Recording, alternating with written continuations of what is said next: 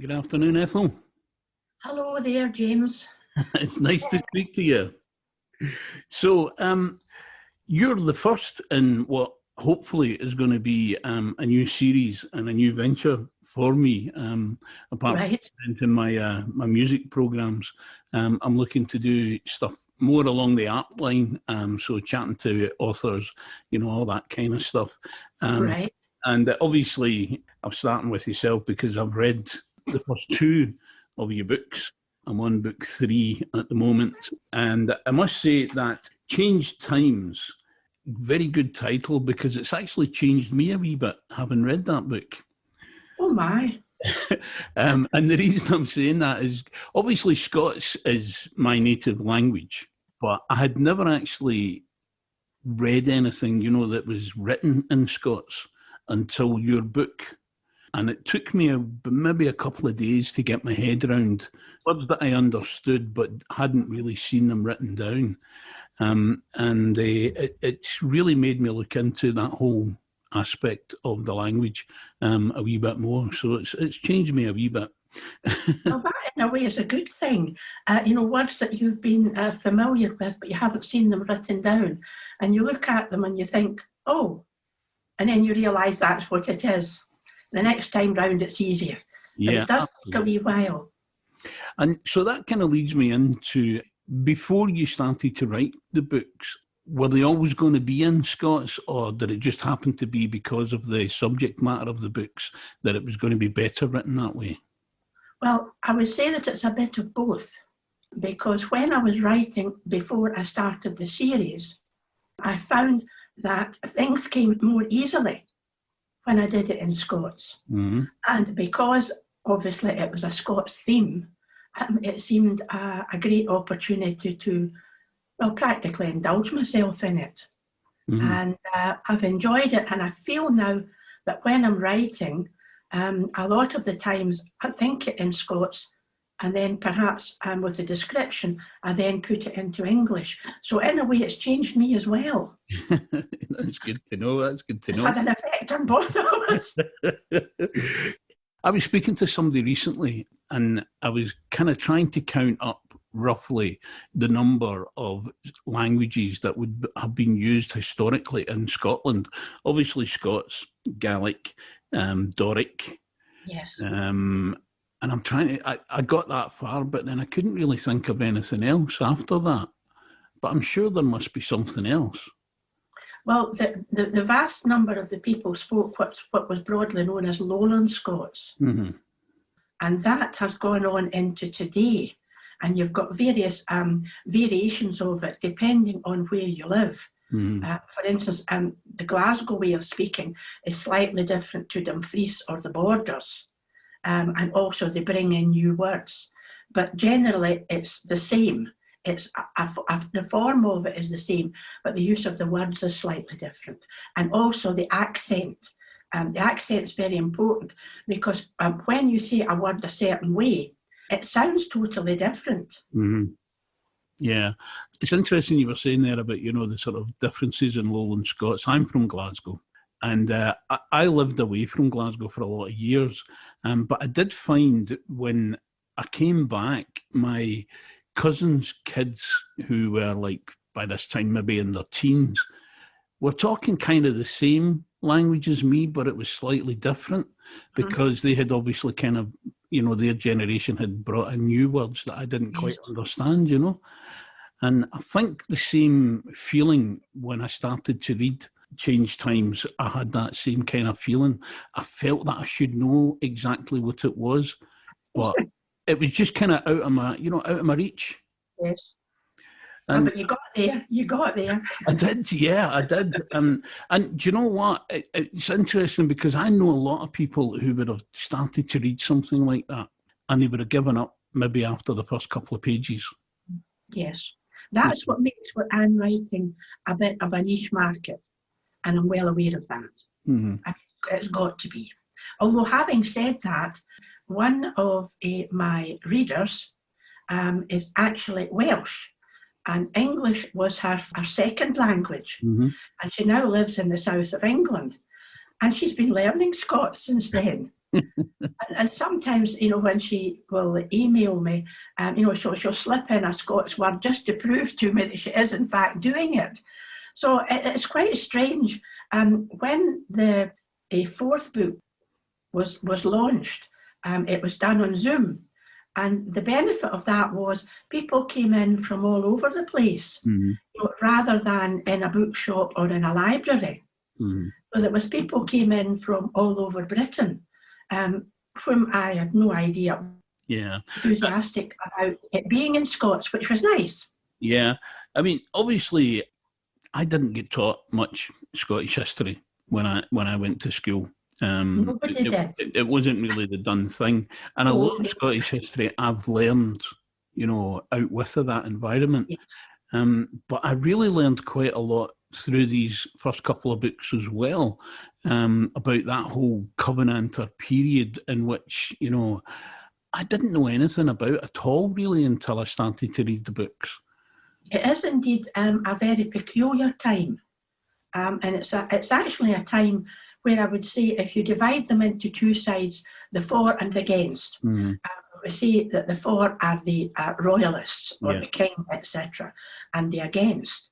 Neither of them at the end of the day really come out of it, I would say, really cleanly. They don't. And that's really what interested me, because I felt that I wanted to tell a story with a kind of even-handed way of looking at it.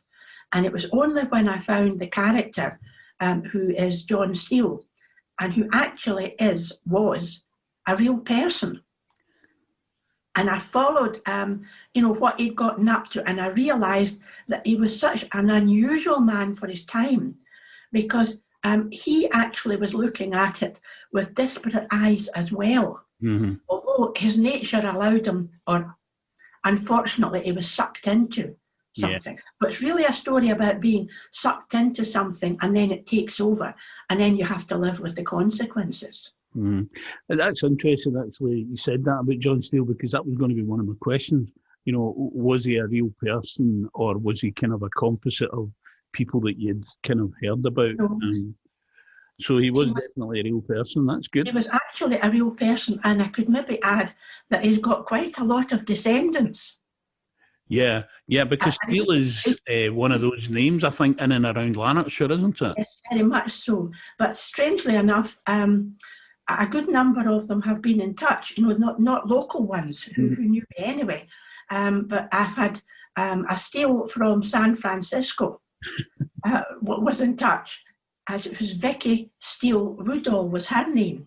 Right. And I thought, well, I wonder really, is she on her own or what? And then the next time she contacted me, she said, I'm going to send you a picture. We're just about to have a meeting of the Steele descendants and we'll send you a picture.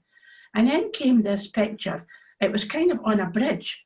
And there was about 100 of them all standing there waving. I couldn't believe it. Plus, the main one who's been in touch is a fellow called Anthony Steele. And he is also a farmer. And he lives down in Lockerbie.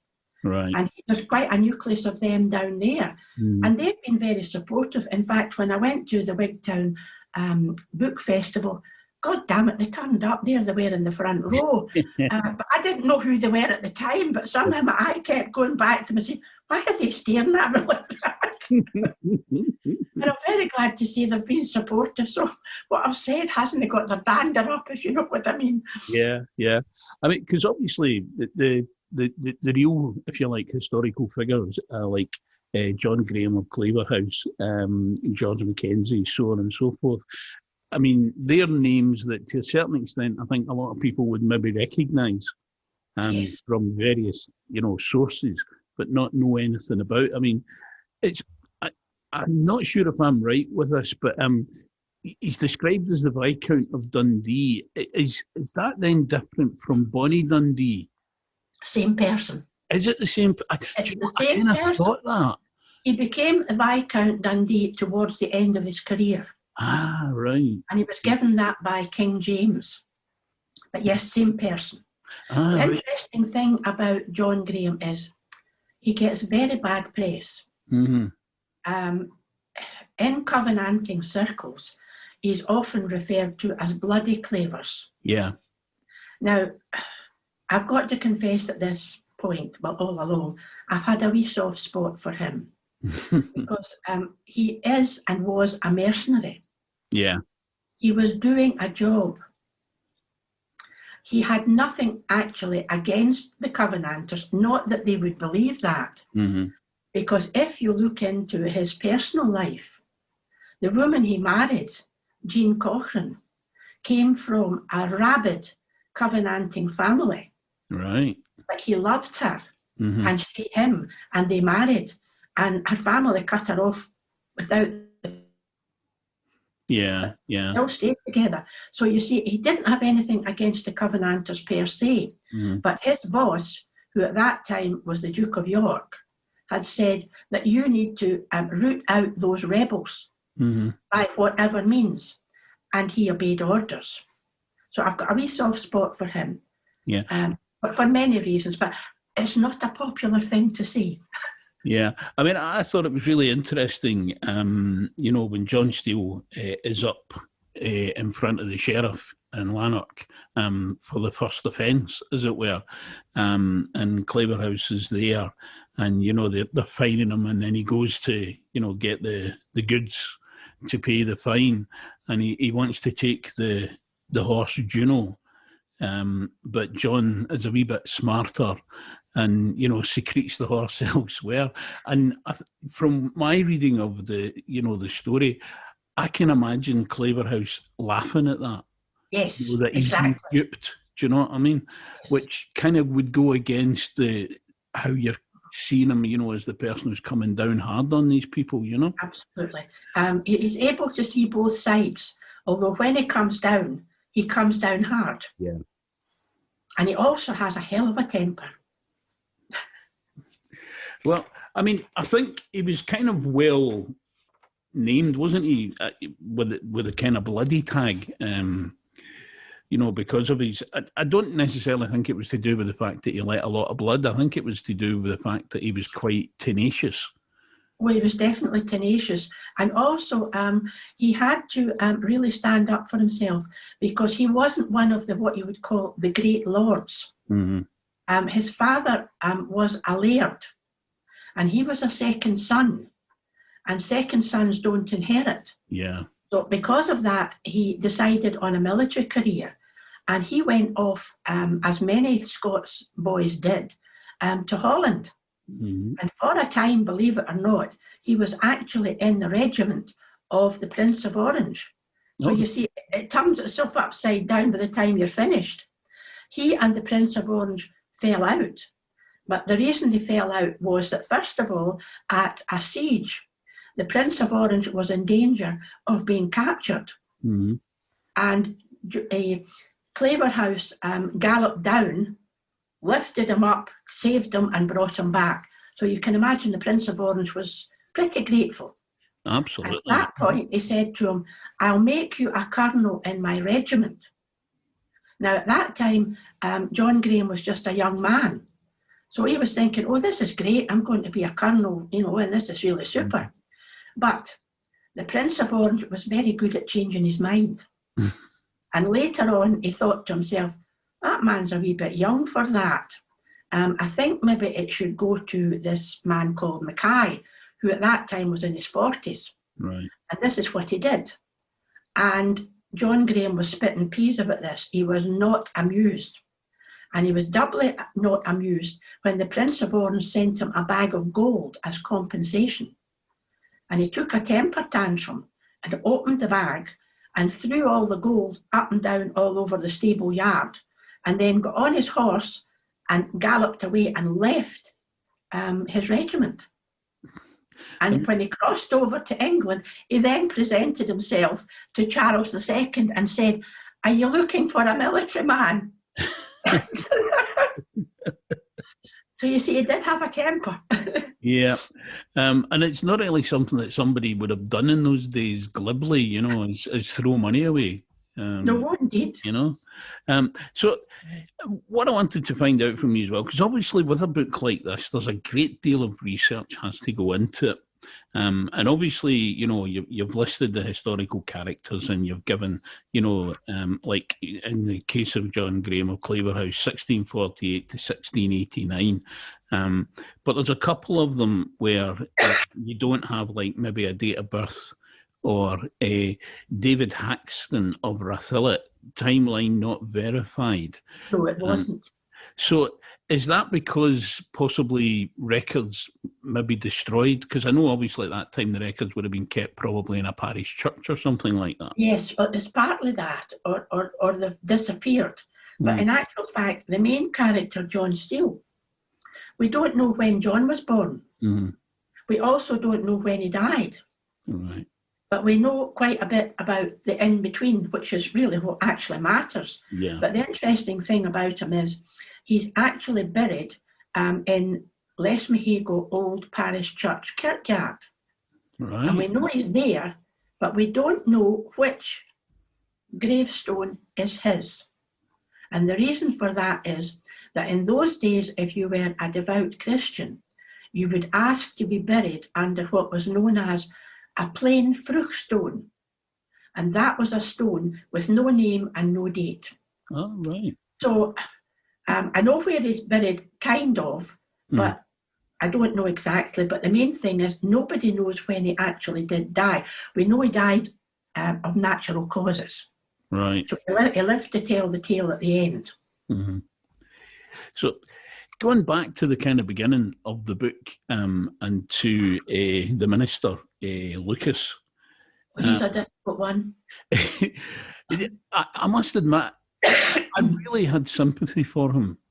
Even before, when he gets turned out, and then obviously his wife dies because of the crash with the horse and cart. But the fact that he was a man who, in my opinion, and I hope I've read it right, was trying to do the right thing, as he saw it, but ended up, again, on the wrong side of the law, probably for the wrong reasons. And also, when that happened to him, he couldn't cope. Yeah. And that was a weakness of the character. He's a difficult one. He has high aspirations. He's very much a theory man. Yeah. But when he meets the practicalities, it's kind of a different story, as you find out as the thing unravels, through the series. Yeah, I must admit, as I say, I'm on to the third book, and I don't really want to go into the third book here, but as you said there, I can see how the progression has gone, from book 1, book 2, and now book 3, But as I say, I don't really want to talk about book 3 because I've just really started on it. But in terms of writing the book, I mean, did it take a long time to do? And by a long time, I'm talking about, the time for your research and all the rest of it to the actual writing of the novel. I suppose in the grand scheme of things, it took a very long time because I really had to do a lot of digging and become comfortable with what I was actually putting down on paper so that I could defend it. Yeah. And in all, I think it'll have taken me up to 10 years, including all the research, to get started. Yeah. But once I got started, it kind of just unravels. At the moment, I'm wrestling with the first few chapters of book 6. And book 5 is with my publisher. Now, I've got no problem there because I know where I'm going. Yeah. But that's only because, the tip of the iceberg was what went before. And if I hadn't done that, I would be having to stop and go and do the research, but I don't need to do that now.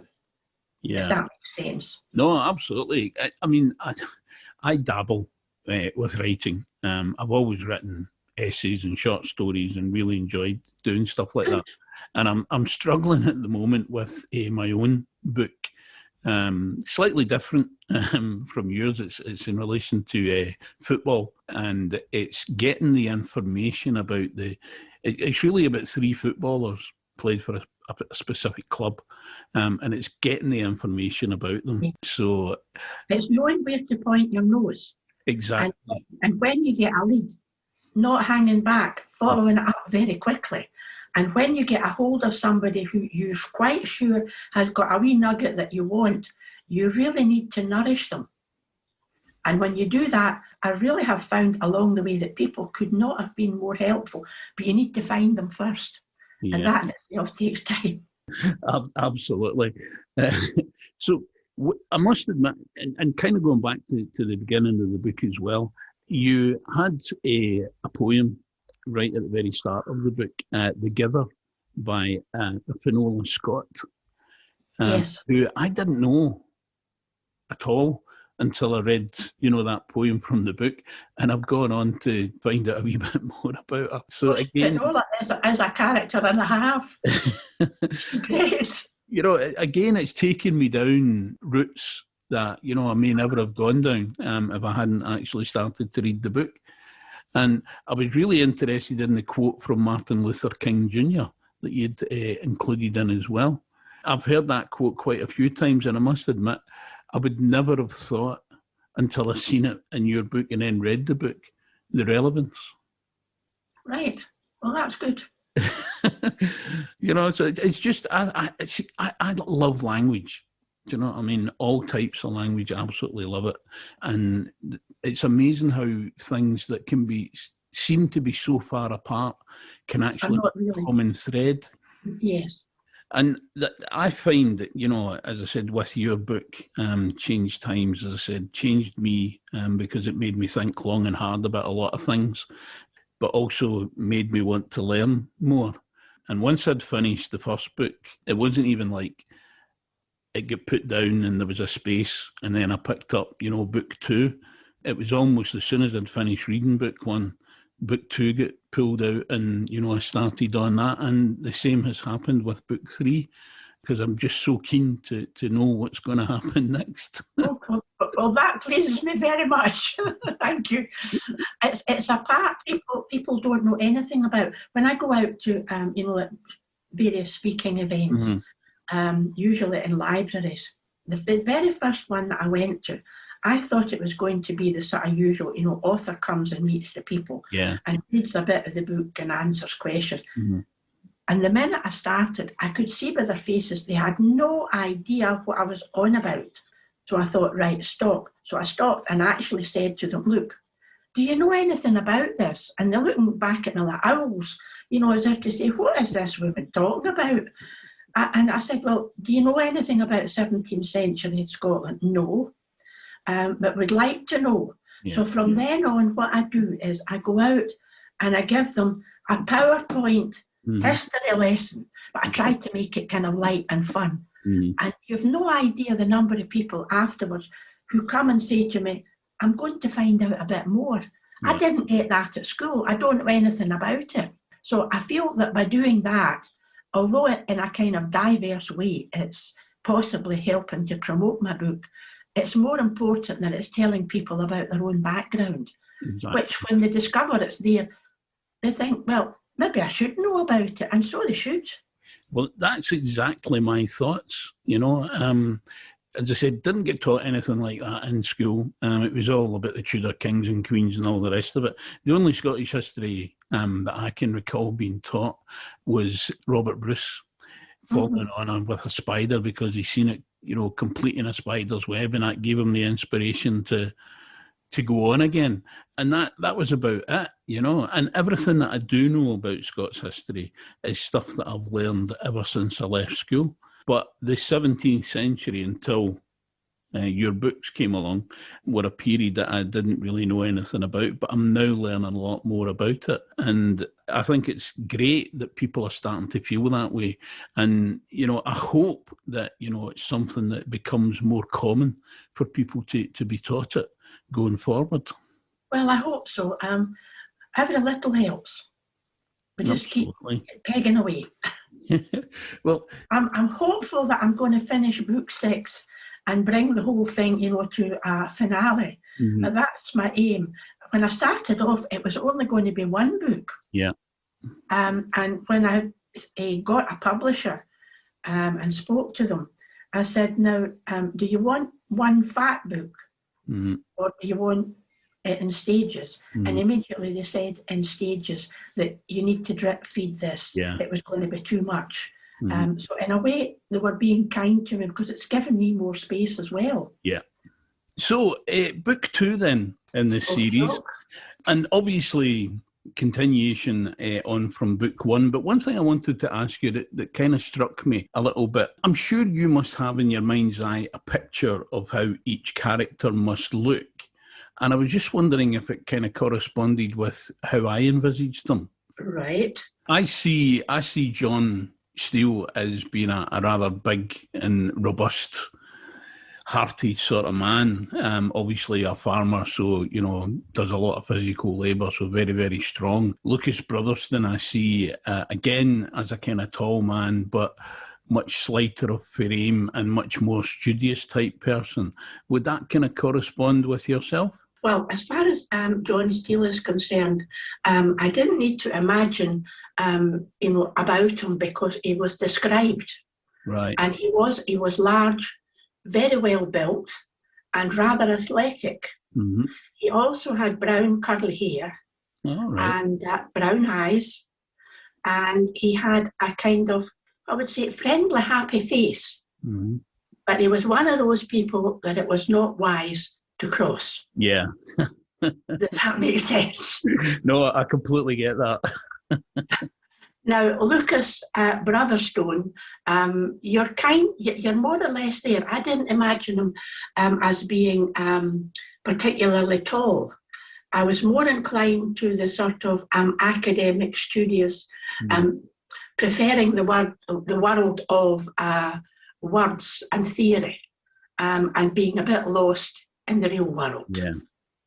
But a nice enough fellow, but not with the backbone that really a man of conviction would have.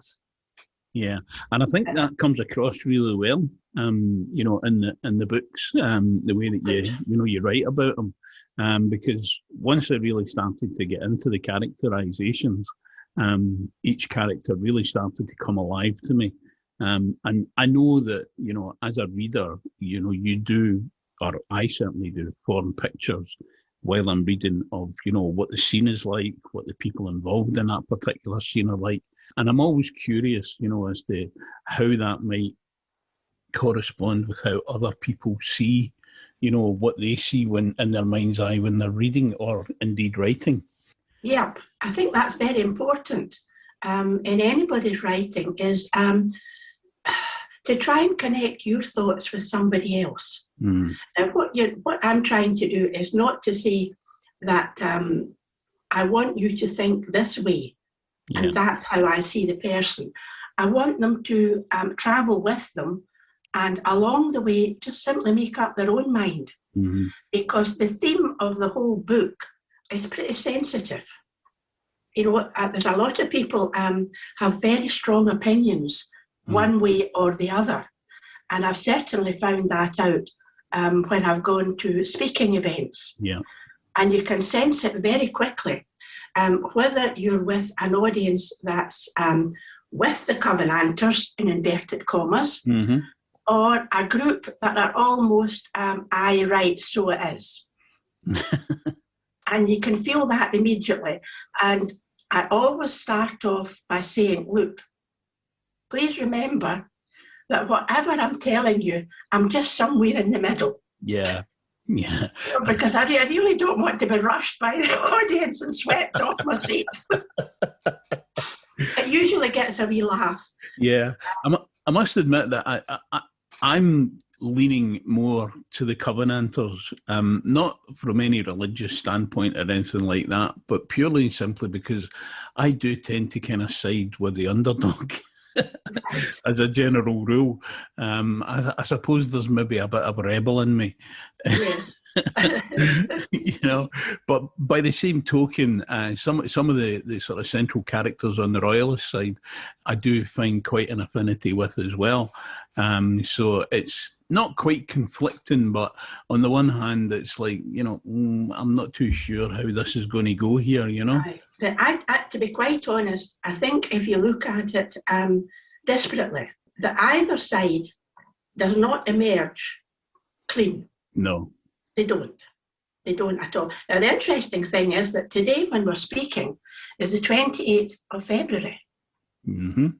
And James says, so what about that? Exactly. Today is the day that the National Covenant was signed in Greyfriars Kirkyard in 1638, which is a long time before I'm writing about John Steele. Right. So that gives you an idea as to how long the argument that became physical went on, because it wasn't actually resolved until 1689. Yeah, and do you know, again, that kind of highlights, as we spoke previously, about, you know, the lack of education on our own history, because I had absolutely no idea about that. Today is the first I've ever heard that fact. Mm-hmm. And 60,000 people turned up for it, which is quite a crowd. It's every bit as good as a football match.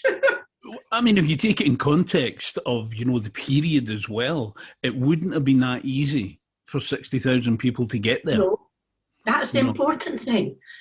You need to have conviction to do it. It's not something you would do on a whim. And in actual fact, a good number of the people were so incensed about it that they actually cut their skin to get blood. And they literally signed it with blood. Oh, my goodness. You know, which is a wee bit kind of intake of breath on my part. Yeah, absolutely.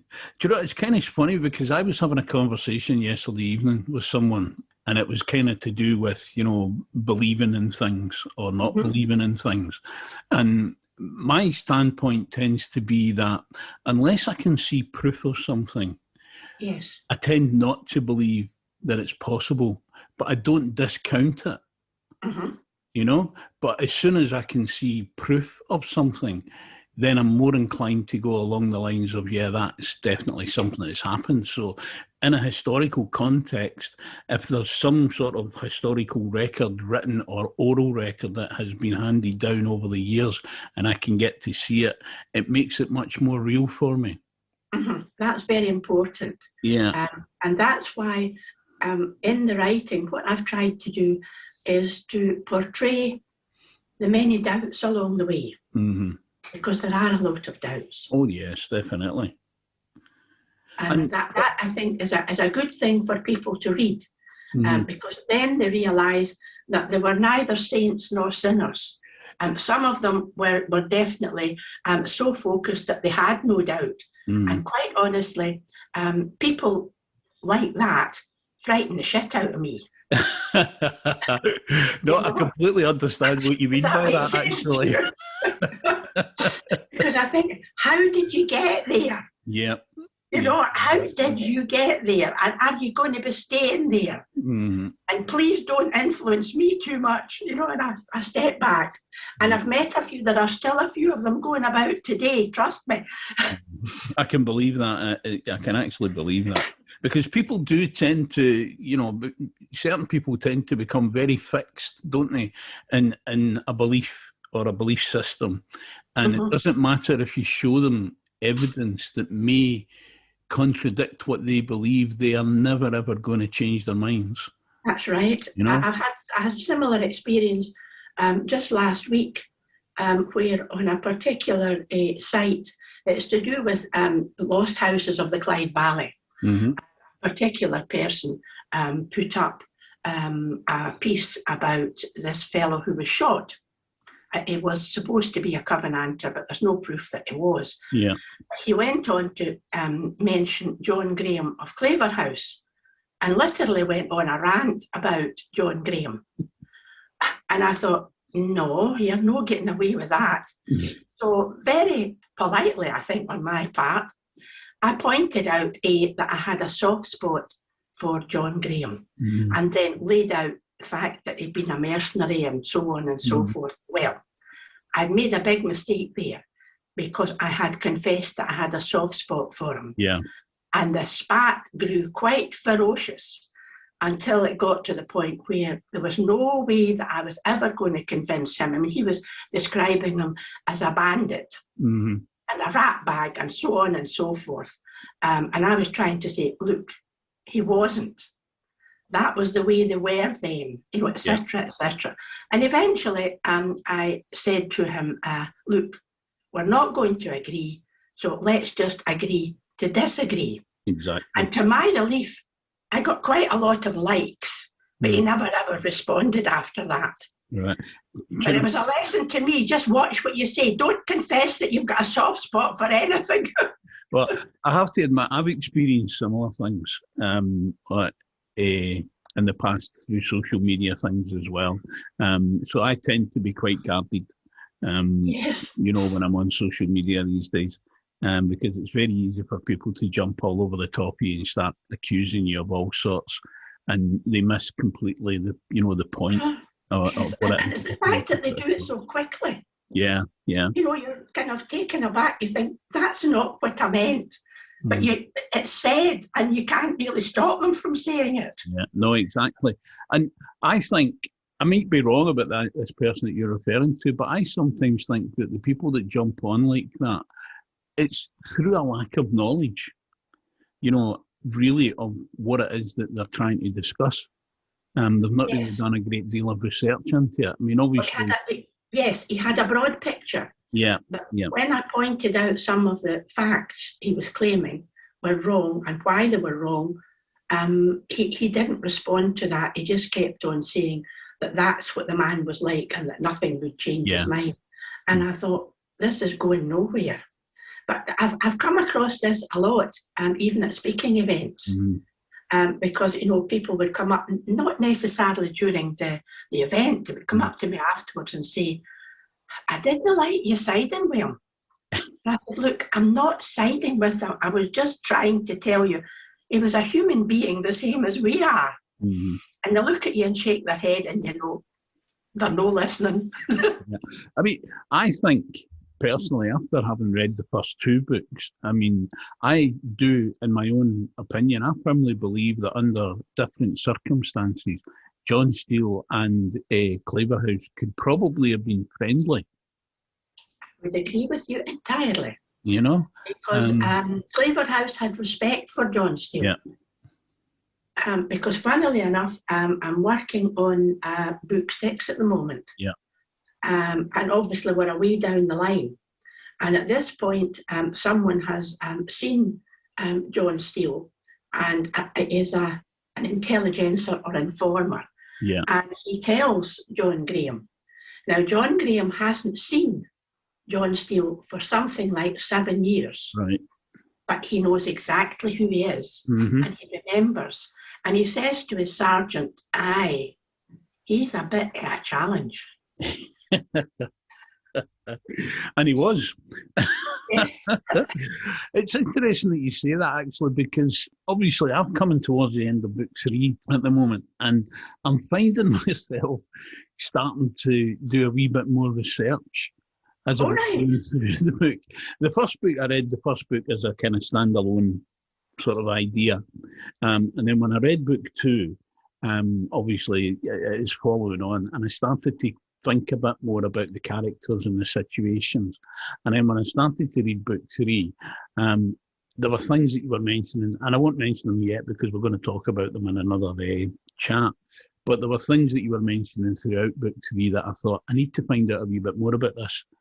So I found myself doing a wee bit extra research to see what's going on, because, as I said before, the whole history of that period, I knew nothing about until I really started to read your books. Well, strangely enough, I didn't know. I was in the same boat until I started, because I started, you know, by accident. I didn't go looking for them. Yeah. It was, I think I've already said that many years ago, I was in a writing group, and we were asked by Visit Scotland to prepare pamphlets. And I eventually landed up, because of where I live, with what about you looking at the local Covananters? And I then went to the local archivist at Lesmahago. And what he told me was very, very interesting, but it didn't set my hair on fire until he said, but there's another yin. I said, what do you mean there's another one? He says, oh, they didn't catch him. That was me hooked. Yeah. Because I thought, I want to know about this. I said, what do you mean they didn't catch him? He said he was on the run for 10 years and he never was caught. And he lived to tell the tale. But he says, more important to my way of thinking is he still didn't want revenge at the end of it. Mm-hmm. Mm-hmm. And I thought, well, that's an unusual man, not just then, I'm afraid, but still today. No, absolutely. It's kind of one of the sort of cornerstones in some ways, that need to kind of get your own back if you've been aggrieved at something. But one of the things I wanted to ask you as well is obviously we have the historical characters that we can find out about, but there are obviously going to be other characters within the book that to a certain extent are much more fictitious and coming from you. Did you find it easy to fit them into the narrative because of, the facts and figures that you were managing to dig up, or? Not difficult. No, not difficult. Because I knew that in the weaving of it, certain things should happen where I didn't have a record of a real person being involved. Mm-hmm. So my next thought was, well, what kind of person would have been involved in that? Right. And took the character from them. But for instance, with the, what character? The Tinker. Yeah. Gabby. Mm-hmm. There was a lot of that about. Mm-hmm. And there was a lot of those kind of people were involved in different ways within it. Yeah. And what I did was I read quite a lot about people's telling of the stories about them, mm-hmm. and then thought, right, this might work. And that was how Gabby appeared. Right. Because what he is a child that was abused. Yeah. And hated the world thereafter, and lived that way. Yeah. And to be honest, the history, if you like, of Tinkers, I only kind of know about through music.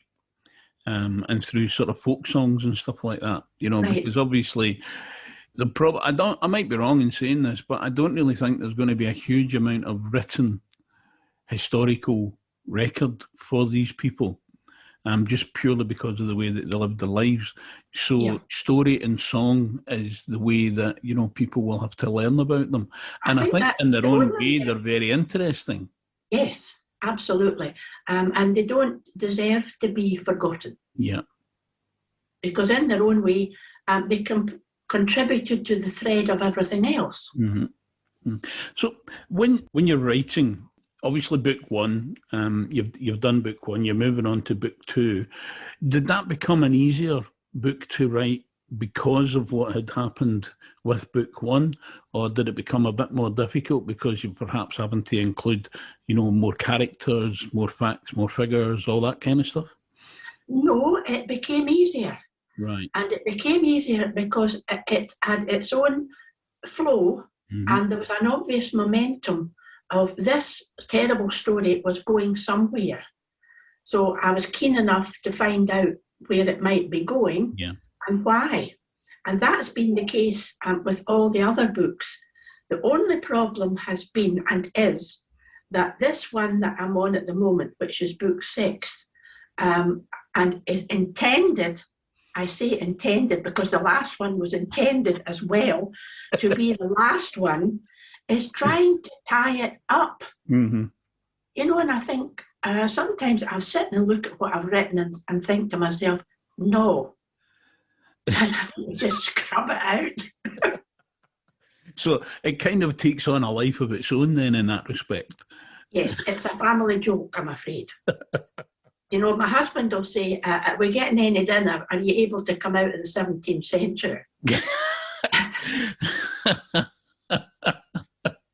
Or if I'm sitting and I'm very quiet for a wee while, I say, where in the name of God are you now? And he's quite right, because 9 times out of 10, that's exactly what I'm thinking about. Yeah. Yes, it has sort of taken over. I suppose you could say, I really don't know what I've started, but I'm trying to finish it. I know, I can't remember who it was. I read a while ago, it was another author who, it was Stephen King, and he has a series. I can't recall the name of the series of books, but he has a series of books, and they're all kind of like an alternate reality, and they kind of switch back and forth. And I remember reading him saying that became all consuming. Yes. Initially, the first book was meant to be a book, and there wasn't going to be any follow-on. But then after he had kind of finished book one, somebody, I don't know if it was maybe the publisher or whoever, but had said to him, "But what happened to X?" Because that possibly is exactly what happened. Yeah. Because that's what happened to me. Because when the publisher accepted the book, the editor then said, "And then what?" And I hadn't actually thought of that. Yeah. So yes, it's in a way, I'm telling a story about people who get sucked into something, almost without realising that they're getting sucked in. And God damn it, the same thing happened to me. I got sucked in, and I got sucked in that far that I don't know if I'll ever emerge. You never know. Well, I can honestly say from a reader's point of view, from this reader's point of view, I'm starting to feel a bit like that as well. Oh dear. Because, as I said, I'm almost at the end of book 3, and in all honesty, not that I'm rushing it, I'm still taking my time so that I can follow what's going on, but I can't wait for book 3 to finish so I can start on book 4. Right, well that's good to know. And I'm already kind of thinking in my own mind, you know, I wonder if this is going to happen, or will this person still be in book 4? You know, because a couple of things happen in book 3 that didn't kind of take me by surprise, but I didn't think what happens was going to happen. Right. Excellent. I don't want to kind of mention them because I don't want to spoil it for anybody that, you know, hasn't read it and will go on to read it after they maybe listen to us. So no spoiler alerts, I'm afraid. Right. But that brings me on to another interesting question. When a character is going to be written out of the book for whatever reason, does that just develop naturally as part of the story, or is there an indication in your mind at some point, you know, that this person can't really go much further? Well, that depends. That depends on either they are historically correct and that possibly their life ended, right, and it's recorded, so you need to go with that. If they're not recorded and they're in my imagination, I try to weave them into how it would have been appropriate for this to happen when it did. Yeah. Does that make sense? No, absolutely. It's just really because obviously I kind of expected with historical characters, because you've got a definite start, a middle and an end for them. You can't really go past, you know, when somebody dies and carry on for another 10 years with this person, because that's just not historically correct. But I was thinking more in terms of characters that you're weaving into the story, who are, if you like, characterizations of other people who would have been alive at that time. You know, and if you had an idea in your own head, you know, this person is going to be in this for X amount of time, and then, you know, they'll move on or they'll get killed or whatever the case may be. Well, that's quite an interesting way of putting it, because without saying which character, but one character who is in actual fact imaginary but based on, I decided that this character would need to go. But the character didn't want to go and fought me tooth and nail. And it really ended up that I had to make a final decision that, no, you'll do as you are told, I'm dealing with you. And the character did disappear, but after I'd done it, I felt very apologetic for having done it. Oh, no, I like that. I like that whole idea of, you know, sort of that internal argument.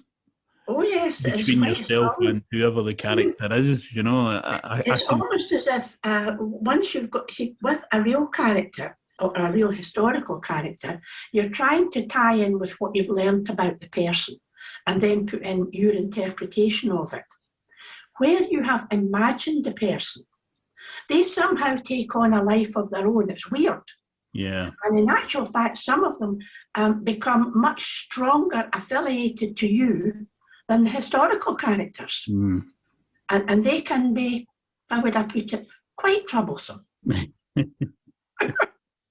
But that again, that kind of shows that there is a life there, albeit written down on a piece of paper. But there is a life to that character. You know, the way that you've brought that character into the story and taken them out of the story, they have had, you know, that life within the span that they're there, which I think is fantastic. Good. Well, so, that's very encouraging. Towards the end of book 2, when I was reading it, although I knew that I had book 3 to come, I did kind of think to myself at one point that this actually could be quite a nice ending to the story. And then I read another couple of pages on, and then I thought to myself, actually, do you know what? It is much better that there is a third book, because what I had thought was coming to a nice natural end point turned out not to be coming to a nice natural end point. Indeed. And as I said, so that kind of made me keen to get to book 3. And as I say, I'm not quite finished book 3 yet, but I'm so keen to get started on book 4, because I just know that it's, and in fact, I'm even already thinking about book 5, and I know you're just writing book 6, but I'm even in the back of my mind, I'm starting to think, I wonder what's going to happen in book 6. You know, I've not even read book 4 yet. Well, strangely enough, with the ending of it, I would say about 6 months ago, I actually wrote the last part of book 6. Mm. And I did that deliberately because I wanted to use it as my peak, and I'll come up to it. Now, it'll be interesting to see when I get there if I accept it. Whether or not that's going to be the case. No, do you know what? I'm really keen to find out, you know, how that's going to develop. And as I said, I reckon I'll probably finish book 3 today at some point, and probably start on book 4 tomorrow. Once again, thank you very much for taking the time out to speak to me. I'm delighted that you showed an interest, and that since you've shown an interest, it sounds as if it's become a genuine interest, and yeah. That's really nice. That's really nice to know, James. Well, I'm glad to be reading through them, and once again, thank you very much for taking the time to speak to me.